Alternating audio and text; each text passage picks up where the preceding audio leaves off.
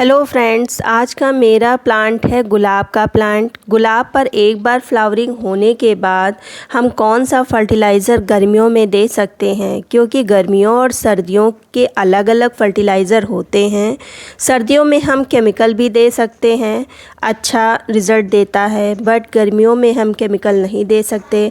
अगर हम केमिकल देंगे तो प्लांट पर इसका दुष्प्रभाव ही पड़ेगा। तो इस मौसम में हमें पूर्णतया ऑर्गेनिक फर्टिलाइज़र ही देना पड़ता है। और एक बार गुलाब पर फ्लावरिंग होने के बाद इसको ठोस फर्टिलाइज़र देना ज़रूरी होता है, क्योंकि ये एक साथ फ्लावरिंग करता है और अपनी सारी ताकत या एनर्जी फ्लावरिंग करने में ही लगा देता है। तो जब एक बार प्लांट फ्लावरिंग कर लेता है तो उसमें एनर्जी नहीं बचती ग्रोथ के लिए, तो हमें फर्टिलाइज़र देना होता है जिससे कि ये अच्छे से ग्रोथ करे, नई नई ब्रांचेस निकाले, जिससे कि ये दोबारा फ्लावरिंग कर सके।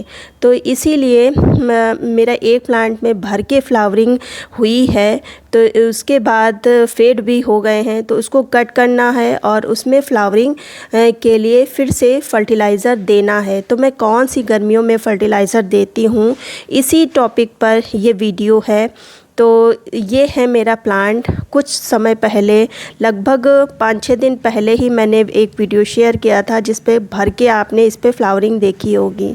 अभी भी आप देख रहे होंगे हर कोने में, हर ब्रांच पर इसमें फ्लावर ही फ्लावर लग रहे हैं। ये है कि फेड हो गए हैं, तो इसी पर मुझे इनको कट करना है और इस पे फिर से फर्टिलाइज़र देना है, जिससे कि ये अच्छे से ग्रोथ कर सके। मुश्किल से 5-6 दिन हुए होंगे और ये फेड हो गए, बहुत ही जल्दी फेड होने लगे हैं फ्लावर। सर्दियों में जबकि 10-12 दिन ये फ्लावर खिले रहते हैं, जल्दी फेड नहीं होते। लेकिन इस समय धूप भी बहुत तेज़ हो रही है, तो अगर आपने कुछ इंतज़ाम इनका किया है, जैसे कि ग्रीन नेट वगैरह लगवाया है, तो उसमें आप रख दें, क्योंकि ये मौसम अब इनका फेवरेबल नहीं है और उससे जो फ्लावर हैं थोड़े दिन और सरवाइव कर जाएंगे, थोड़े दिन और खिले रह जाएंगे। हालांकि मेरी छत पर किसी भी तरह का ग्रीन नेट की सुविधा नहीं है, ओपन पूरी तरह से खुली छत है। ये है कि फ्लावर बहुत ही जल्दी फेड हो जाते हैं, लेकिन प्लांट पर किसी भी तरह का कोई असर नहीं होता।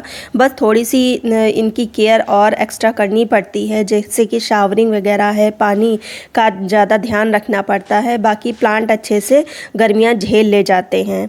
तो फिर आते हैं अपने टॉपिक पर और अपने प्लांट के फ्लावर की कटिंग करते हैं। देखिए, ये भी फ्लावर मुश्किल से 4 दिन हुए होंगे और ये फेड होने लगे हैं और फ्लावर के साइज़ भी थोड़े से कम हो गए हैं। सर्दियों में काफ़ी बड़े फ्लावर खिलते हैं और गर्मियों में थोड़ा साइज़ इनका छोटा हो जाता है। तो चलिए फिर हम अपने प्लांट की कटिंग भी कर लेते हैं। और ये ध्यान रखना है कि गर्मियाँ पड़ रही हैं, इनके ग्रोइंग पीरियड नहीं है, तो बहुत नीचे से इनका कट नहीं करना है। बस ऊपर ऊपर की जहाँ पर फ्लावर लगे हैं, बस ऊपर की ही टिप काटना है। जहाँ से पत्तियाँ स्टार्ट होती हैं वहाँ से, नई ग्रोथ जहाँ से स्टार्ट होती है वहीं से काटना है, ज़्यादा नीचे से नहीं काटना है। फिर अब आता है इनको, चलिए अब कर लेते हैं प्लांट की सफाई, क्योंकि नीचे की काफ़ी पत्तियां पीली हो जाती हैं, क्योंकि ऊपर जब प्लांट घना होता है तो नीचे की पत्तियां पीली हो ही जाती हैं। तो इससे कोई डरने की बात नहीं, जैसे पुरानी पत्तियां पीली होके झड़ेंगी तभी नई पत्तियां निकलेंगी। तो जितनी भी पीली पत्तियां हैं वो सब भी हटा दीजिए, प्लांट को एकदम क्लीन कर दीजिए। और अब बात आती है इनके फर्टिलाइज़र की। तो फर्टिलाइज़र डालने से पहले एक चीज़ ध्यान रखिएगा कि इसमें किसी भी तरह का कोई केमिकल फर्टिलाइज़र मत डालिएगा, क्योंकि गर्मी बहुत पड़ रही है और केमिकल फर्टिलाइज़र गर्म होते हैं, जिससे ये प्लांट हो सकता है ना सहन कर पाएँ और प्लांट ख़राब हो जाए। तो इसलिए इस पर केमिकल फर्टिलाइज़र नहीं डालना है।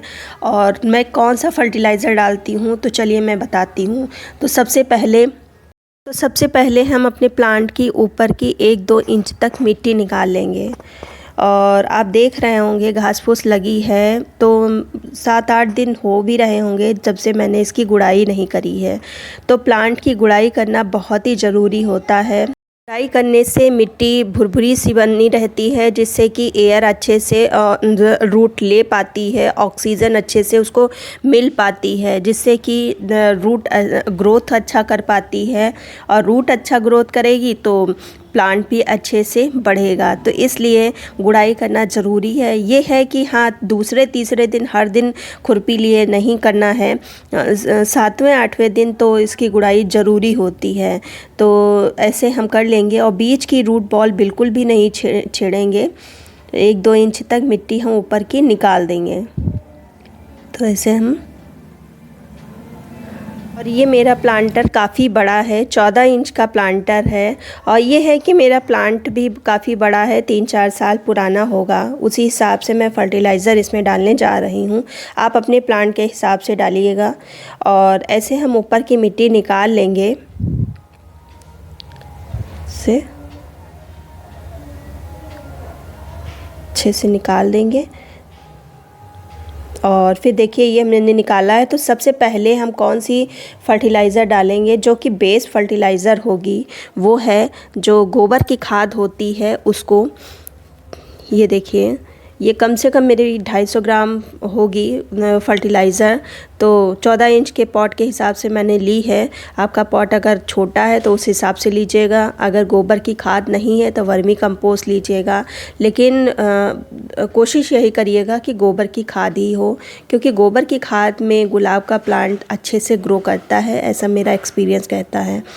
और फिर जो दूसरा फर्टिलाइज़र हम डालेंगे वो भी ऑर्गेनिक है, ये है बोन मील। बोन मील में फास्फोरस बहुत अच्छी मात्रा में पाया जाता है। अगर आपके पास बोन मील नहीं है तो ये स्किप कर सकते हैं, ये मत डालिए। और ये है कि इसमें फास्फोरस अच्छा होता है, जिसके रूट अच्छे से डेवलप होती हैं, अच्छे से विकास करती हैं। फिर जो तीसरा मैं फ़र्टिलाइज़र बताने जा रही हूँ, ये मैंने घर पे ही बनाया है, जिसका प्रोसेस मैंने पिछले 2-3 वीडियो पहले बताया है गुलाब के ही में। ये है आलू के पील का फ़र्टिलाइज़र। तो गर्मियों में इसी तरह के फ़र्टिलाइज़र आप बना के रखिए, ये गर्मियों में बहुत ही यूज़फुल होंगे। जहाँ पर हम केमिकल नहीं डाल सकते वहाँ पर ये बहुत अच्छे काम करेंगे। इसमें पोटेशियम, आयरन बहुत ही अच्छी मात्रा में पाया जाता है। तो इसको मैंने एक मुट्ठी भर के डाला है। तो ऐसे ही आप भी फर्टिलाइज़र बनाइए और अपने प्लांट पर अप्लाई कीजिए। ये जो घरेलू फर्टिलाइज़र होते हैं वो बहुत ही काम के होते हैं। तो अब तीनों फर्टिलाइज़र डालने के बाद ऊपर से हम मिट्टी कवर कर देंगे। जो मैंने मिट्टी निकाली थी उसको हम ऊपर से डाल देंगे। और सिर्फ आलू के फर्टिलाइज़र नहीं, यहाँ पर बनाना जो पील का फर्टिलाइज़र होता है उसको भी बना के रखिए, वो भी बहुत ही काम का है। फिर मैंने पानी मैंने इतना डाला है कि नीचे तक चला जाए। तो आप भी ऐसे ही फर्टिलाइज़र डालिए गर्मियों में।